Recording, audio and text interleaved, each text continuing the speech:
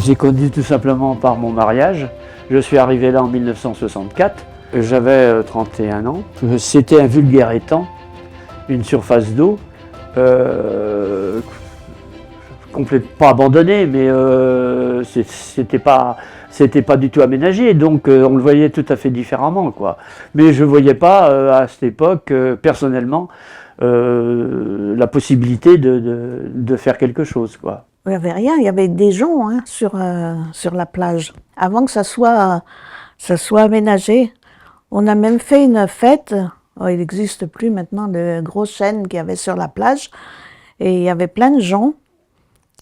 Et on avait fait un repas champêtre là-bas, sous cet arbre. Moi, je me souviens aussi que j'ai fait le patronage et on venait à la tricherie, sous le Grand Chêne.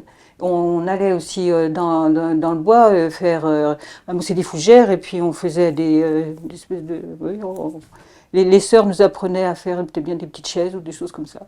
Mais avant-guerre, mais après aussi, avant que la tricherie après la guerre aussi.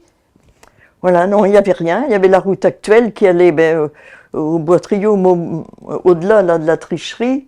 Mais il n'y avait pas de route. Ça s'est faite, cette route, en 59. La route qui va de la tricherie au Bois-Triot vers Vendrennes. Tout simplement, l'idée de cette base de loisirs, elle est venue suite à l'installation, enfin à la réalisation plutôt, du stade de Ménard, avec un tel bénévolat, une telle ambiance de la commune.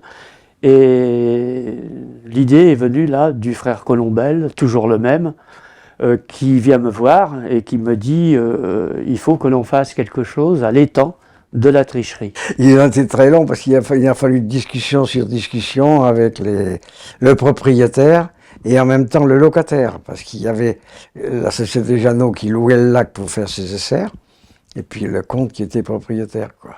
On a créé un bureau, un petit bureau, et on a commencé donc par voir le comte de Rosambeau, le propriétaire et le locataire. Sans cela, ça ne pouvait pas se réaliser.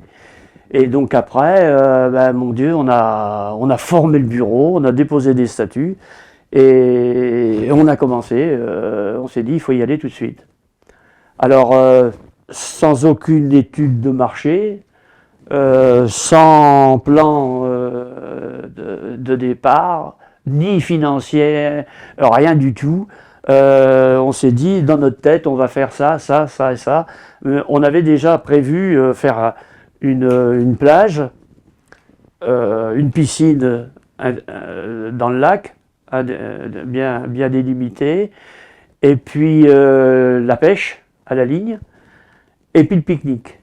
Parce que nous avions la possibilité d'avoir une partie du bois.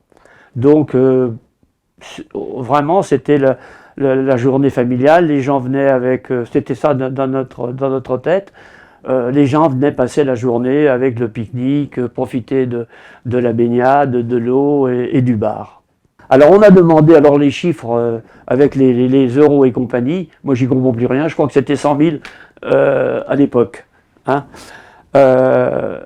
Et puis, bien sûr, là aussi se sont réunis les 4 ou 5 personnes de l'époque, et puis on a été refusés. Sauf si on se rendait caution, le bureau, et y compris le propriétaire, M. de Rosambeau. Alors je ne sais pas si vous vous rendez compte de cette chose. Reposez-la aujourd'hui dans une association, vous êtes sûr que ça ne va pas aller.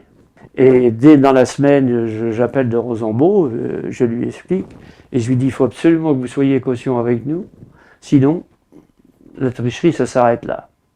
Alors, j'ai été le voir, il m'a dit, sans problème, je vous suis. Alors, une autre réunion, et là, sur 21, j'en ai 19 qui ont signé. Alors donc, nous avons obtenu cet emprunt, donc nous avons pu payer les travaux de base. Mais ce n'était pas tout.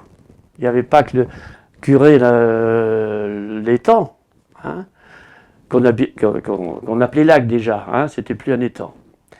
Et il a fallu faire les autres travaux, la baraque pour les frites, enfin, le sable, et tout ce que vous voulez. Enfin bon, on a réussi à s'en sortir.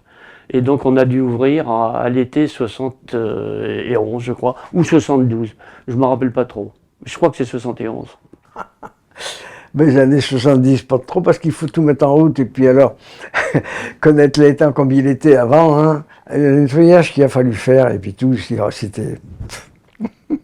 Mais à ce moment-là, il n'y avait pas plutôt un club, mais enfin les anciens, quoi. Même qui étaient en service, les paysans, là, tout ça, ils venaient de Naconnement. Hein. C'est vrai que, puis tout à la main, en principe. Hein. L'ambiance a été parfaite parce qu'on avait mis toutes les associations dans le coup.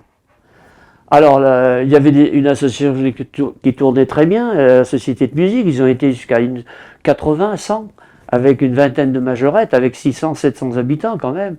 C'était phénoménal, quoi.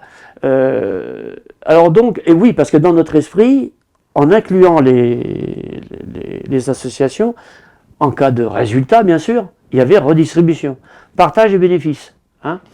Alors, dès la première année, comme ça a bien marché, vous pensez bien que quand on a redonné une somme à chacun, la même, ça a tout de suite, la mayonnaise a super pris, quoi, il n'y a pas de doute.